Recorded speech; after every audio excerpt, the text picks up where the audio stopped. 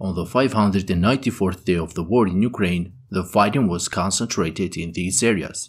Today, the most important news comes from the Donetsk front, where Russian forces launched powerful attacks on the key town of Avdiivka. In the early hours of the morning, around 5 a.m. local time, Russian army launched several waves of attacks north and south of the Ukrainian stronghold. According to Russian and Ukrainian sources, before launching the ground attacks, the Russian army conducted massive artillery preparation. Mi-28 attack helicopters and Su-25 aircraft were also used in support of their units on the ground.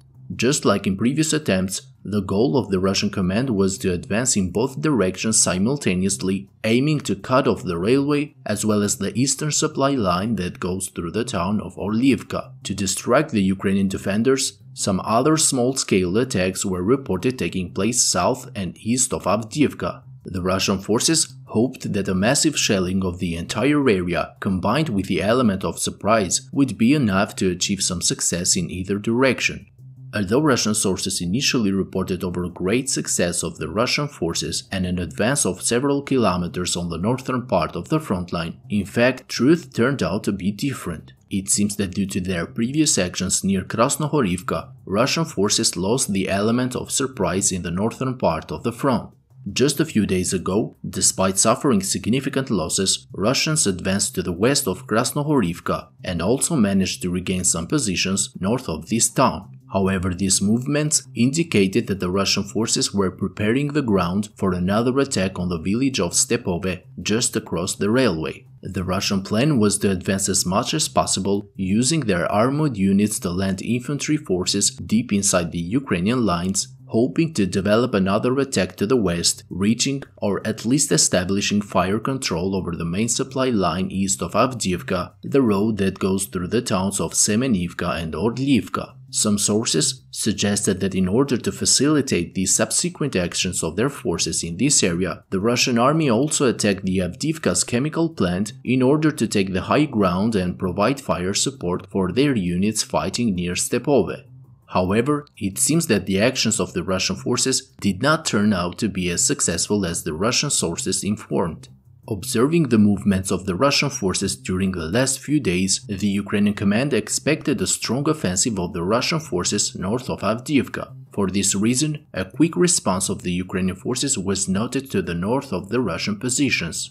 Geolocated footage proves that in response to the build-up of the Russian forces in this area, Ukrainians became more active north of Krasnohorivka, threatening an attack on the Russian rear through the N20 highway.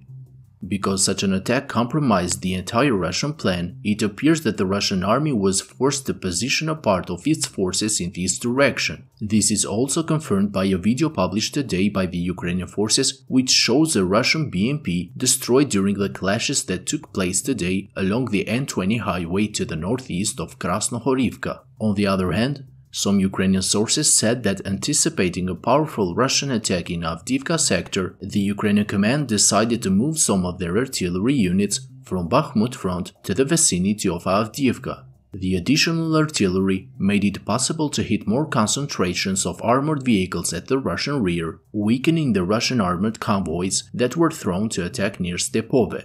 Ukrainian forces published footage that proves that in fact the Russian attacks failed and that during their offensive operations, Russians lost a large part of their armored units. For example, in this photo taken from a video filmed today by Ukrainian forces around 12 p.m. local time, at least 4 more Russian armored vehicles are visibly damaged and destroyed. In the north, most of the losses of the Russian army seem to be mainly BMP infantry fighting vehicles, while south of Avdiivka, Russian forces attempted to advance using larger armored convoys, which included up to 8 tanks and BMPs.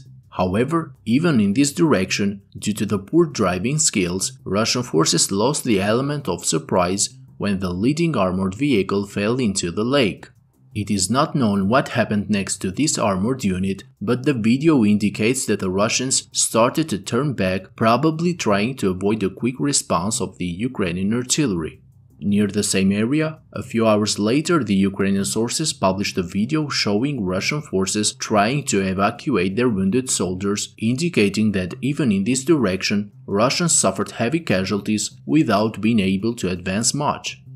Friends, if you like my daily updates, I kindly ask you to hit the like and subscribe buttons, as this will greatly help the channel to reach a wider audience. That's all for today's update. Thank you to my Patreon supporters and have a great day.